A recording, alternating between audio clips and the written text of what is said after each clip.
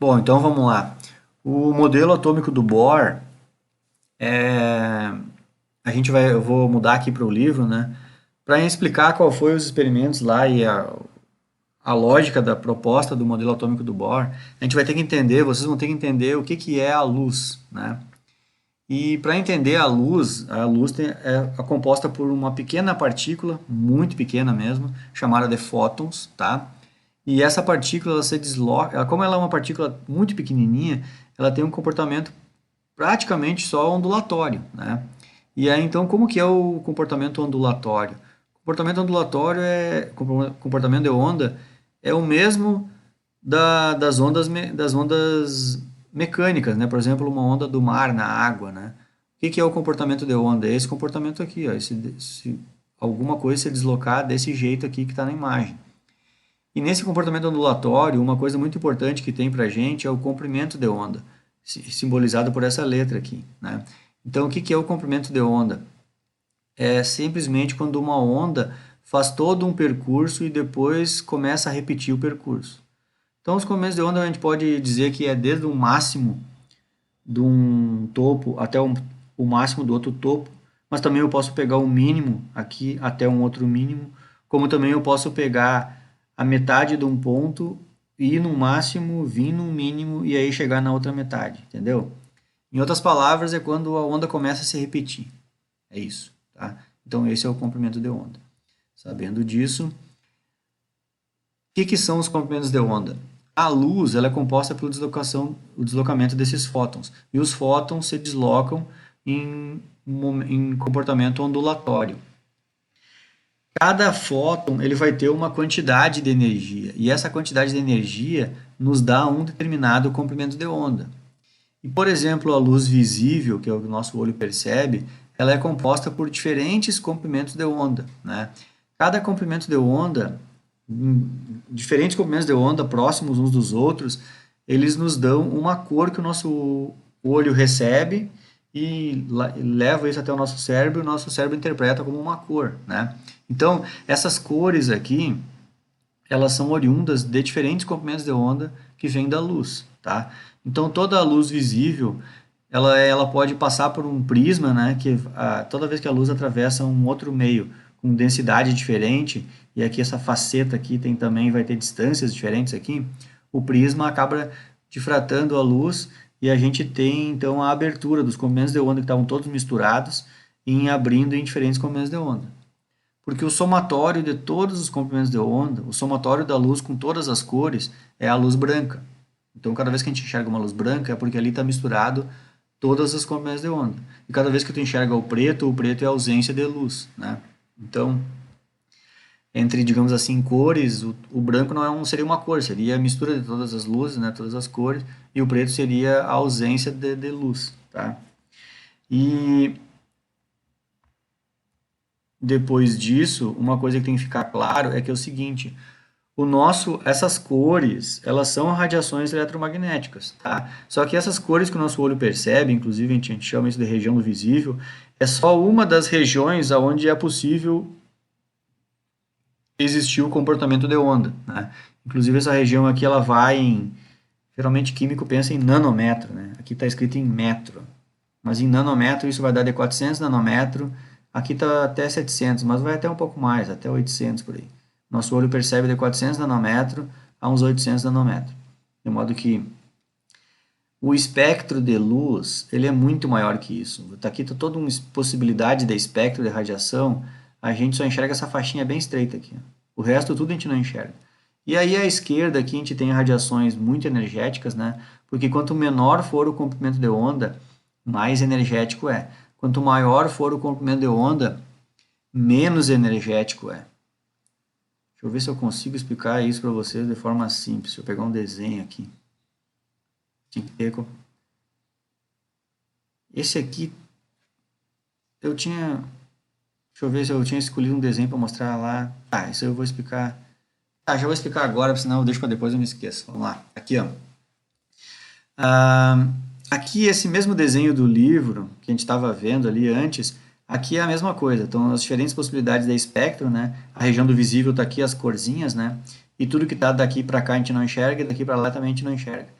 E a questão é o tamanho desse comprimento de ondas. Foi por isso que eu peguei esse desenho aqui, para vocês terem uma ideia do tamanho do comprimento de onda. O tamanho, vamos voltar no livro lá.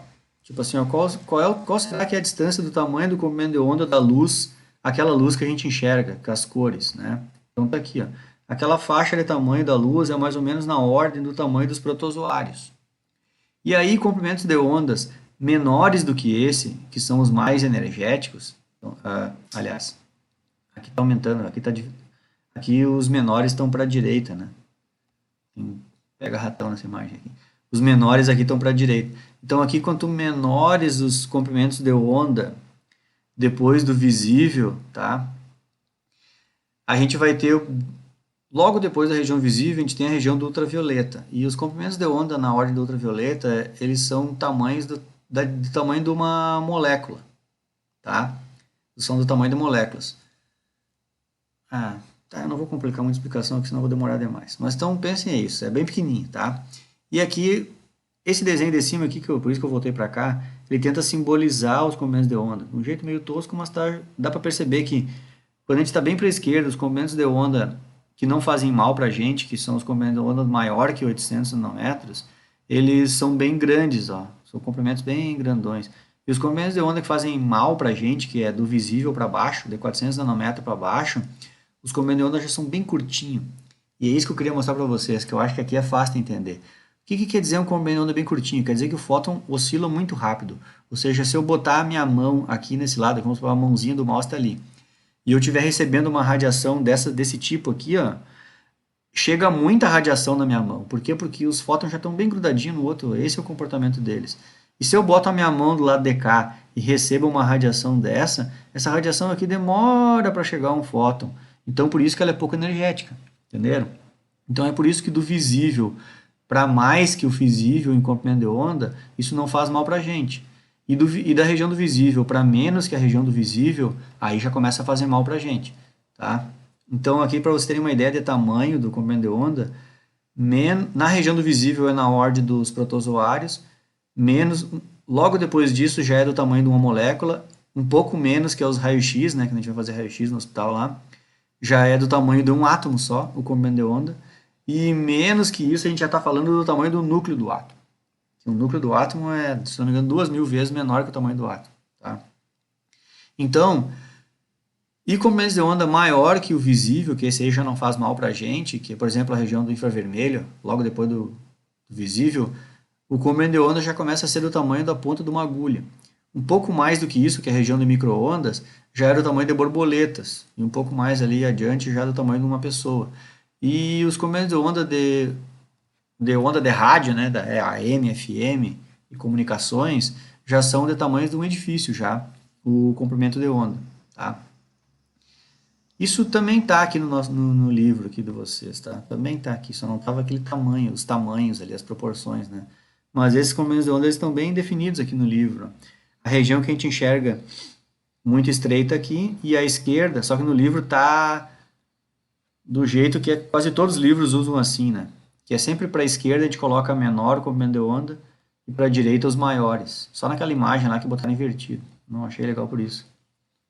Então aqui, ó, sempre à esquerda da região visível a gente é mais energético a radiação e para a direita é menos energético, tá? Então à esquerda a gente tem região ultravioleta, depois raio-x, raios gama e raios cósmicos. Daqui para cá tudo faz mal para a gente. Logo aqui no ultravioleta, é por isso que tem que usar protetor solar, porque tem radiação ultravioleta no sol e já aqui já faz mal para a gente, que dirá para lá. E daqui para cá nada faz mal. Se o visível já não faz mal para a gente, para a direita menos ainda, entenderam?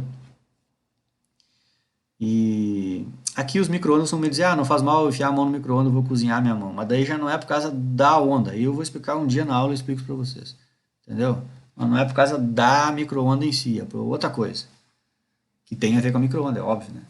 Que faz rotação nas moléculas de água, daí aquece e tudo mais. Entendeu? Não é por causa da micro-onda em si.